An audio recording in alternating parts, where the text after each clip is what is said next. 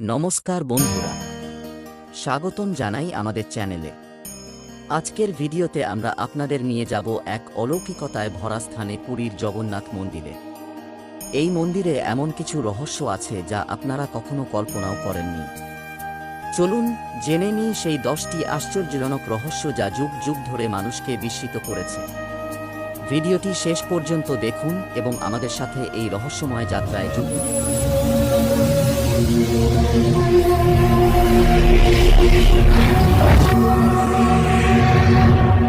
দেশের পাশাপাশি বিদেশেরও বহু পর্যটক পুরীর জগন্নাথ মন্দির দর্শন করতে পুরী আসেন। বিশ্বাস, ভগবান শ্রীকৃষ্ণ জগন্নাথ অবতারে পুরীর এই মন্দিরে অধিষ্ঠান করেন। তাঁর সঙ্গে শ্রীকৃষ্ণের বড় ভাই বলভদ্র এবং ছোট বোন সুভদ্রাও একই আসনে অধিষ্ঠান করেন। পুরীর জগন্নাথ মন্দিরে কোনো কিছু প্রার্থনা করলে সেটা পূরণ হবেই বলে ভক্তদের বিশ্বাস। 800 বছরের পুরানো এই জগন্নাথ মন্দিরে আজও এমন অনেক ঘটনা ঘটে চলেছে যার বৈজ্ঞানিক ভিত্তি খুঁজে পাওয়া দুষ্কর। দেশের তীর্থক্ষেত্রগুলির মধ্যে অন্যতম হল পুরীর জগন্নাথ মন্দির। সারা বছরই এই মন্দিরে পুণ্যার্থী ও পর্যটকদের ভিড় লেগে থাকে। রথযাত্রার সময় তো পুণ্যার্থীদের ভিড় উপচে পড়ে। দেশের পাশাপাশি বিদেশেরও বহু পর্যটক এই জগন্নাথ মন্দির দর্শন করতে পুরী আসেন। বিশ্বাস, ভগবান শ্রীকৃষ্ণ জগন্নাথ অবতারে পুরীর এই মন্দিরে অধিষ্ঠান করেন। তাঁর সঙ্গে শ্রীকৃষ্ণের বড় ভাই বলভদ্র এবং ছোট বোন সুভদ্রাও একই আসনে অধিষ্ঠান করেন। পুরীর জগন্নাথ মন্দিরে কোনো কিছু প্রার্থনা করলে সেটা পূরণ হবেই বলে ভক্তদের বিশ্বাস। 800 বছরের পুরানো এই জগন্নাথ মন্দিরে আজও এমন অনেক ঘটনা ঘটে চলেছে যার বৈজ্ঞানিক ভিত্তি খুঁজে পাওয়া দুষ্কর। এক কথায় অলৌকিকতা ও রহস্যময়তায় ভরা পুরীর জগন্নাথ মন্দির। পুরীর জগন্নাথ মন্দিরের কয়েকটি অলৌকিক ও রহস্যময় ঘটনা চলুন দেখে নিয়ে যাক। উল্টো দিকে ধ্বজা ওড়ে। পুরীর জগন্নাথ মন্দিরটি প্রায় 45 তলা বাড়ির সমান উঁচু। সেই মন্দিরের একেবারে চূড়ায় একটি পতাকা লাগানো থাকে। আশ্চর্যজনক বিষয় হল, যেদিকে হাওয়া চলে সবসময় তার বিপরীত দিকে পতাকাটি ওড়ে। প্রতি বছর মন্দিরের পুরোহিত চূড়ায় উঠে পতাকাটি বদলান, কিন্তু হাওয়ার সঙ্গে পতাকা ওড়ার দিক বদল হয় না। মন্দিরের ছায়া দেখা যায় না। জগন্নাথ মন্দিরটি প্রায় 4 লক্ষ বর্গফুট এলাকা জুড়ে বিস্তৃত এবং 214 ফুট উঁচু।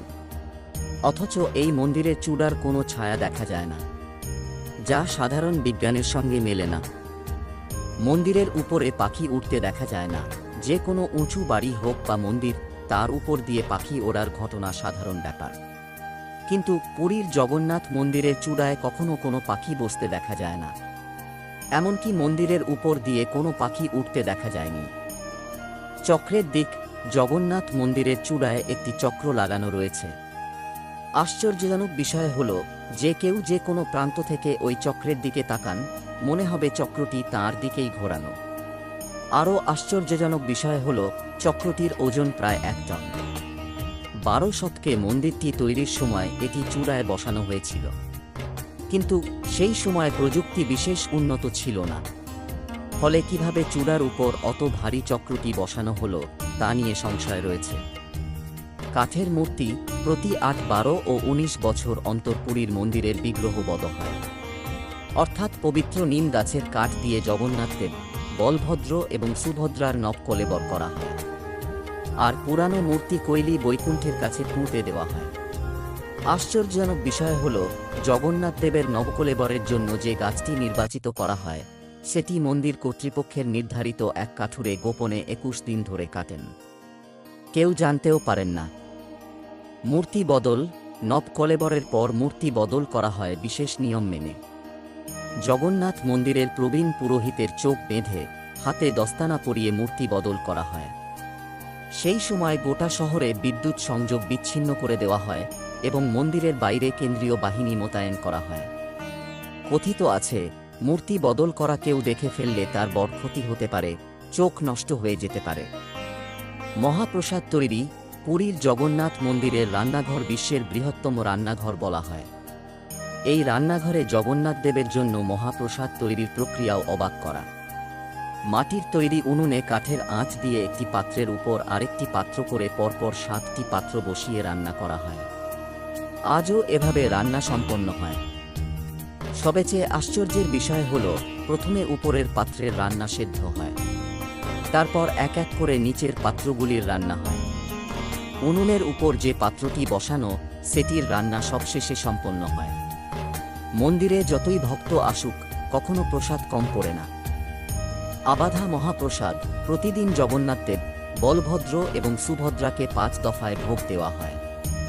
এছাড়া রোজ 56 ভোগ দেওয়া হয়, যার মধ্যে ভাত, ডাল, সবজি থেকে মিষ্টি, বাদাম সহ নানা ধরনের খাবার থাকে।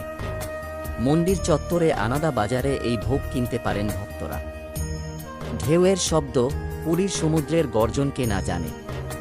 অনেক দূর পর্যন্ত সমুদ্রের গর্জন শোনা যায়, কিন্তু জগন্নাথ মন্দিরের ভিতর প্রবেশ করলে সমুদ্রের গর্জন, ঢেউয়ের কোনো শব্দ শোনা যায় না। কথিত আছে, দেবী সুভদ্রা চেয়েছিলেন মন্দিরের ভিতর নীরবতা বজায় থাকবে, তাই মন্দিরের ভিতর সমুদ্রের শব্দ শোনা যায় না। হাওয়ার গতি সাধারণত উপকূলবর্তী এলাকায় দিনের বেলা সমুদ্র থেকে স্থলভাগের দিকে এবং রাতে স্থলভাগ থেকে সমুদ্রের দিকে হাওয়া চলে, কিন্তু পুরীর জগন্নাথ মন্দিরের কাছে দিনে ও রাতে উল্টো দিকে হাওয়া চলে, যার কারণ খুঁজে পাওয়া যায় না। আজকের ভিডিওতে আমরা পুরীর জগন্নাথ মন্দিরের 10টি আশ্চর্যজনক রহস্য সম্পর্কে আলোচনা করেছি। আমি আশা করি এই রহস্যগুলি আপনাদেরও মুগ্ধ করেছে, যেমন আমাকে করেছে। আপনারা যদি এই ভিডিওটি পছন্দ করে থাকেন, তাহলে অবশ্যই লাইক দিন এবং চ্যানেলটি সাবস্ক্রাইব করুন। কমেন্টে আপনার মতামত ও প্রশ্নগুলো জানাতে ভুলবেন না। আগামী ভিডিওতে আমরা আরও আকর্ষণীয় বিষয় নিয়ে আসব। ধন্যবাদ, দেখা হবে পরের ভিডিওতে।